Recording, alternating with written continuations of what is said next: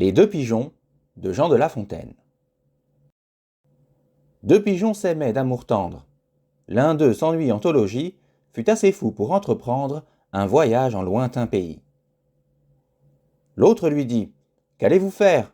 Voulez-vous quitter votre frère ? L'absence est le plus grand des maux, non pas pour vous, cruel. Au moins que les travaux, les dangers, les soins du voyage changent un peu votre courage. Encore si la saison s'avançait davantage. Attendez les zéphyrs. Qui vous presse ? Un corbeau tout à l'heure annonçait malheur à quelque oiseau.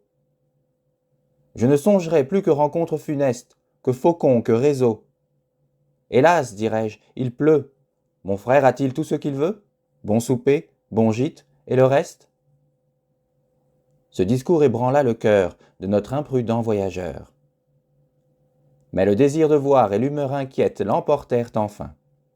Il dit : « Ne pleurez point. 3 jours au plus rendront mon âme satisfaite. Je reviendrai dans peu conter de point en point mes aventures à mon frère.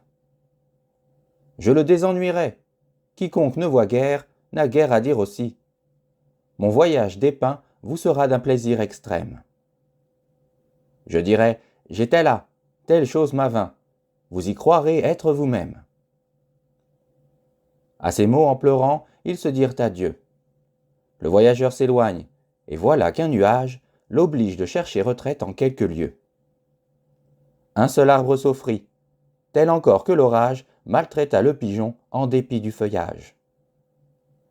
L'air devenu serein, il part tout morfondu, sèche du mieux qu'il peut son corps chargé de pluie. Dans un champ à l'écart, voit du blé répandu, voit un pigeon auprès, cela lui donne envie. Il y vole, il est pris. Ce blé couvrait d'un lacs les menteurs et traîtres appâts. Le lacs était usé, si bien que de son aile, de ses pieds, de son bec, l'oiseau le rompt enfin. Quelque plume y périt, et le pis du destin fut qu'un certain vautour à la serre cruelle vit notre malheureux qui, traînant la ficelle et les morceaux du lacs qu'il avait attrapés, semblait un forçat échappé. Le vautour s'en allait le lier, quand des nues font à son tour un aigle aux ailes étendues.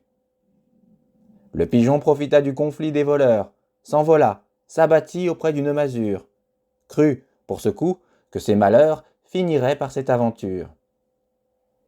Mais un fripon d'enfant, cet âge est sans pitié, prit sa fronde et, du coup, tua plus d'à moitié la volatile malheureuse, qui, maudissant sa curiosité, traînant l'aile et tirant le pied, demi-morte et demi-boiteuse, droit au logis s'en retourna. Que bien que mal, elle arriva sans autre aventure fâcheuse. Voilà nos gens rejoints, et je laisse à juger de combien de plaisir ils payèrent leur peine. Amants, heureux amants, voulez-vous voyager ? Que ce soit aux rives prochaines. Soyez-vous l'un à l'autre un monde toujours beau, toujours divers, toujours nouveau. Tenez-vous lieu de tout, comptez pour rien le reste. J'ai quelquefois aimé. Je n'aurais pas alors, contre le Louvre et ses trésors, contre le firmament et sa voûte céleste, changé les bois, changé les lieux, honoré par les pas, éclairé par les yeux, de l'aimable et jeune bergère, pour qui, sous le fils de Cythère, je servis, engagé par mes premiers serments. Hélas, quand reviendront de semblables moments ? Faut-il que tant d'objets si doux et si charmants me laissent vivre au gré de mon âme inquiète ? Ah, si mon cœur osait encore se renflammer, ne sentirais-je plus de charme qui m'arrête ? Ai-je passé le temps d'aimer ?